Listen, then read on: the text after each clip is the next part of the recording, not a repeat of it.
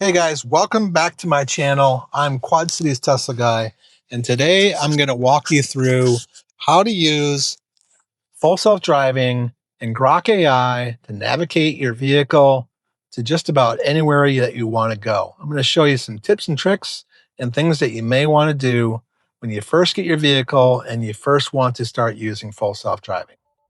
Okay, so let's get started. So first of all, if you want to use FSD, you need to make sure that it's actually enabled inside of self-driving tab.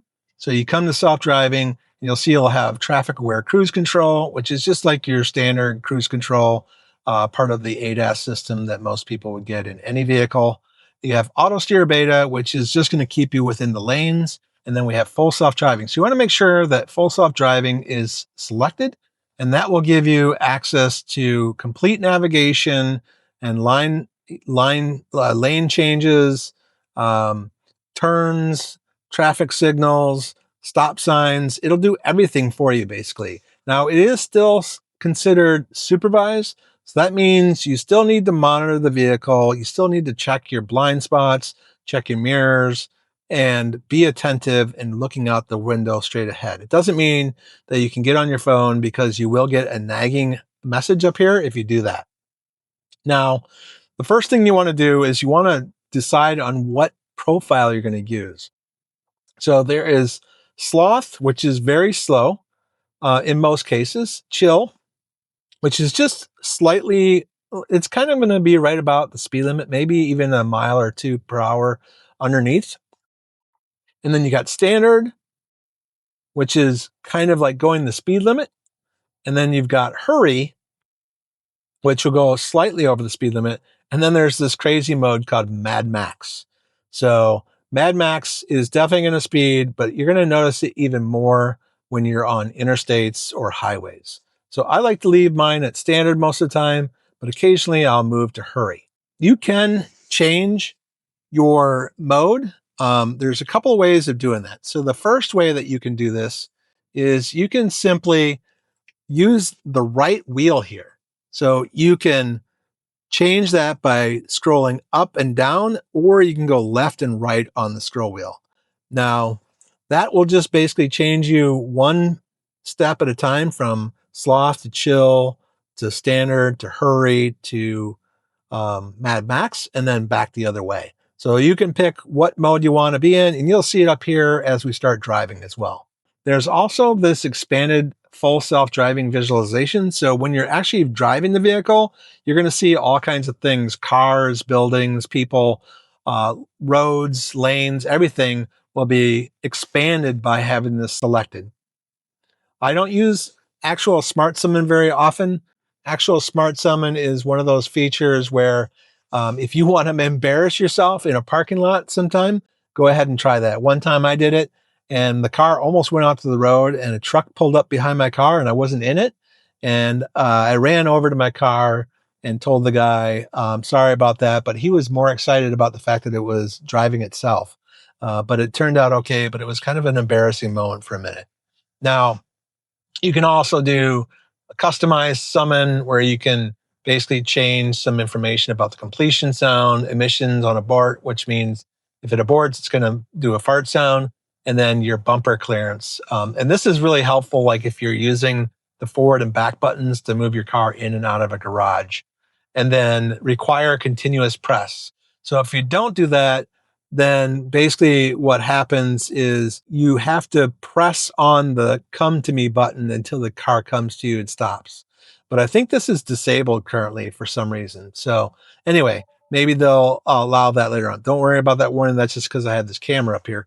And then there's standby mode, which allows you to put your car in standby mode so that summon will be available much quicker if you want it to be available as soon as you leave a building. And I rarely use that as well. The last things are really about speed limit warnings. I leave this on display. You could set it to chime if you want to hear noises. Speed limit, I set it to relative, and you can adjust this offset. So if you want the FSD to go a little bit faster according to the speed limits, you can adjust that all you want. You can go up a couple miles per hour or down, or kilometers per hour if you're using kilometers per hour.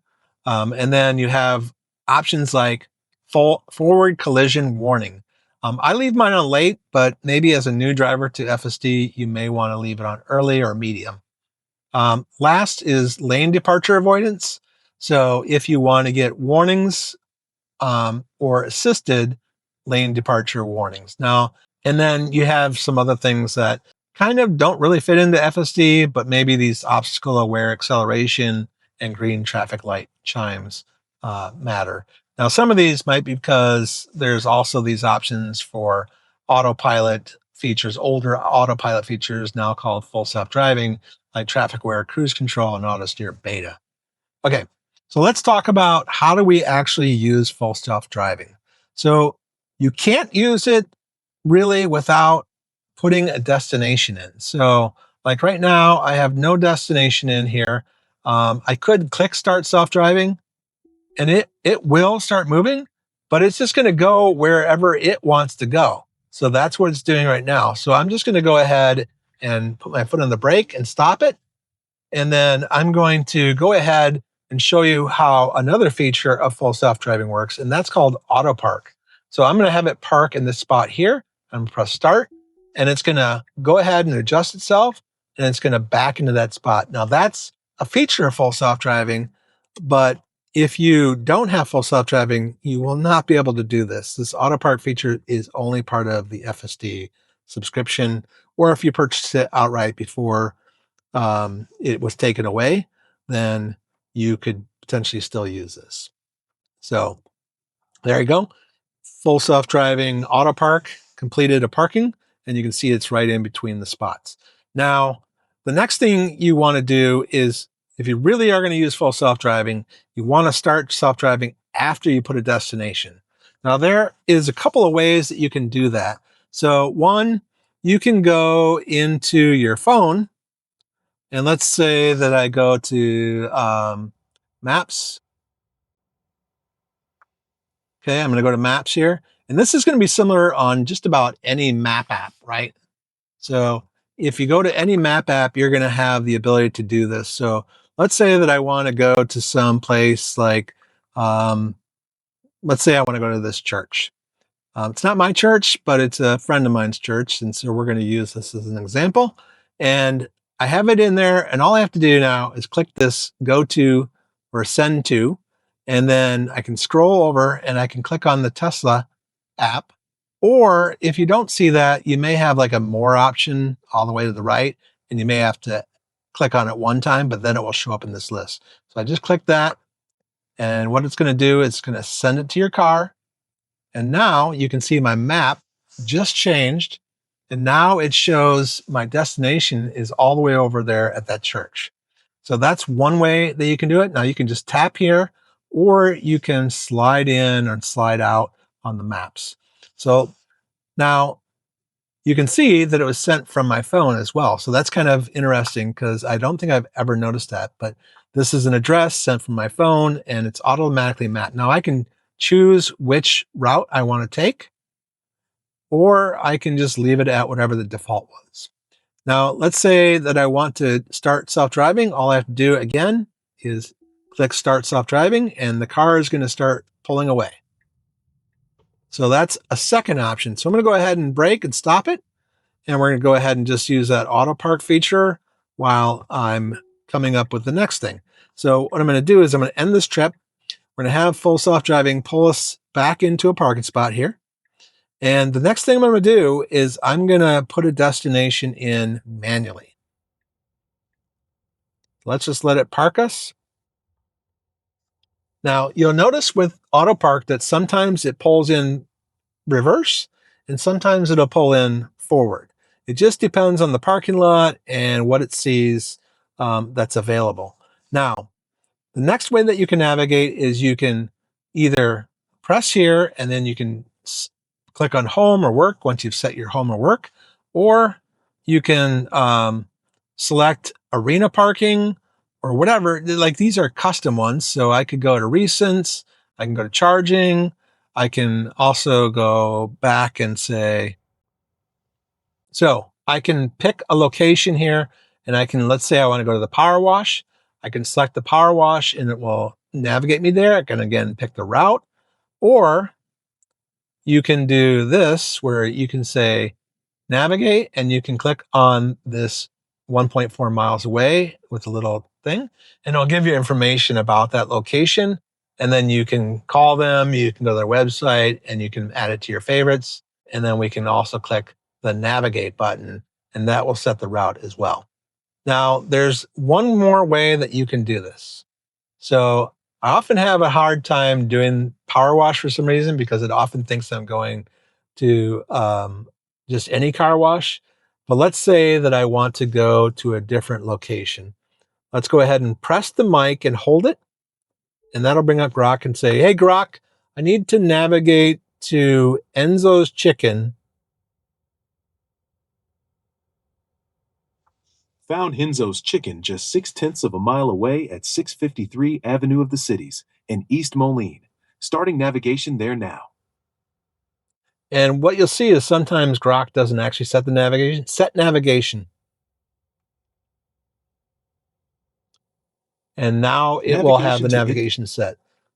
So basically that's how you do it. Now, when Grok comes up, if you want to dismiss it, you can say goodbye or see you later, something like that.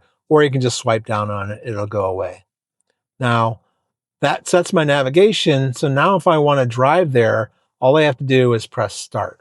So we're going to do that in just a second here. So let's go ahead and get started with navigation to Enzo's. So all we have to do is press start self-driving here. And the car is going to automatically start navigating us.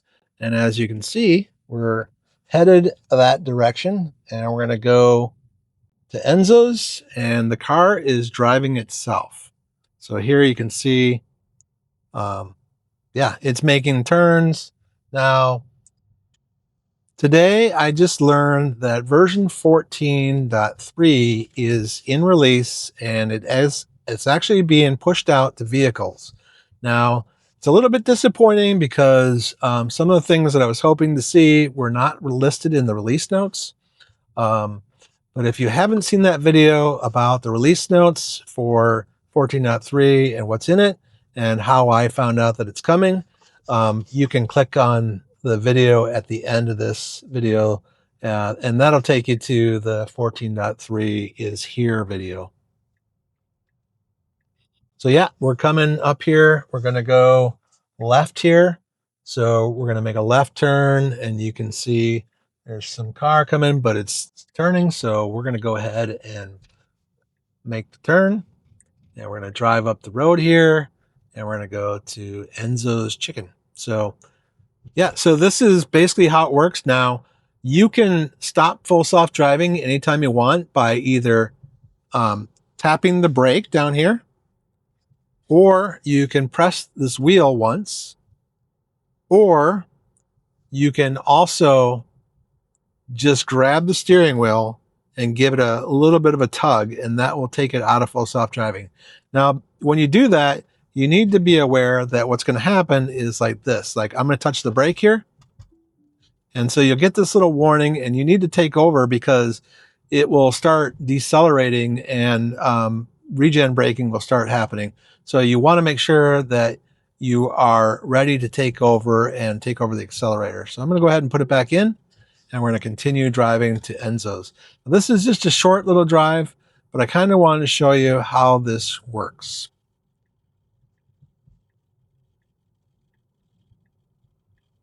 Now, I could tell Grok to come up and I could tell it to take me to another location right now. I could remove or add additional stops or rearrange by telling it a completely different route that I want to go. So there's a lot of things you can do with Grok to help you to navigate while you're using full self-driving. So as you can see, it's trying to find a spot and it's actually going to pull into this spot here. And they have done a number on this parking lot. So they have changed this parking lot in a way that you can see this lane here. So it was going to pull into a parking spot that was actually part of a lane now. So we're going to go past this and we're going to go ahead and use Grok to set navigation to somewhere else. Hey Grok, I need to go to Jewel Osco. Found a Jewel Osco 0.6 miles away at 107 Avenue of the Cities in East Moline. Open till midnight. Want me to navigate there? Yes. So it's going to set the navigation, as you can see. And I was already in full self-driving. I just turned it on just before it set the navigation. And we are going to continue to drive there. Now, let's say that I wanted to add another stop along the way. Hey, Grok, before we go to Jewel Osco, can you take me to the Casey's in East Moline?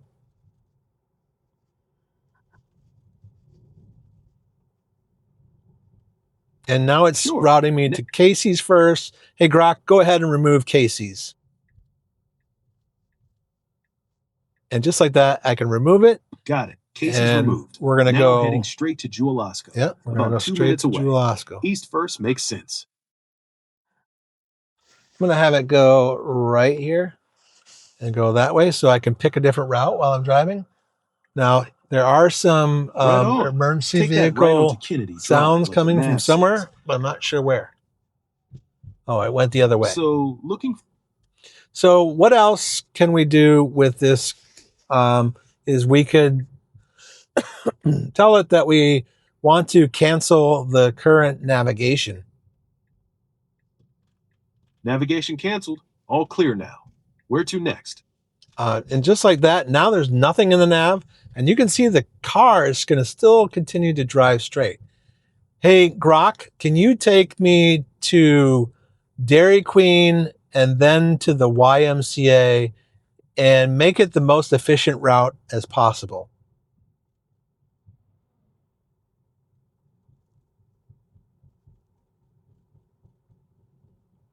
Navigating to Dairy Queen first, then Moline East Moline YMCA.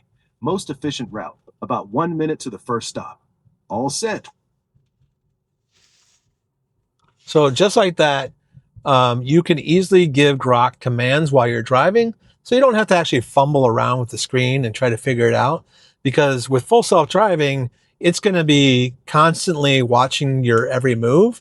And so like if you're like paying attention to the screen too long, it's going to notice that through the camera up above here, and it will start giving you warnings that you need to pay attention to the road. So by using Grok, you're kind of freeing your mind and freeing your eyes and freeing your hands from being all over the screen and just letting Grok kind of handle the navigation for you. Yeah, so that's pretty much it, guys. I hope you liked this video. If you did, please comment, like, and maybe even subscribe. And if you're looking to buy a Tesla, you can go to qcteslaguy.com and you'll find a referral link at the top of the page. And that will get you 3 free months of full self-driving. Now, you do get 1 free month when you buy or lease a Tesla, a brand new Tesla, but that'll give you 3 free months extra. Now, if you are looking to buy some accessories for a Tesla, you can find some links in my description below, and that will get you up to 20% off on many accessories from many suppliers. Plus, I have some Amazon links for things that I bought in the past, and those are affiliate links. They just kind of help me earn a little bit of money, and it doesn't change the prices for you. And sometimes Amazon ships for free, so that's even better. As always, use technology to drive safe so that you can live life.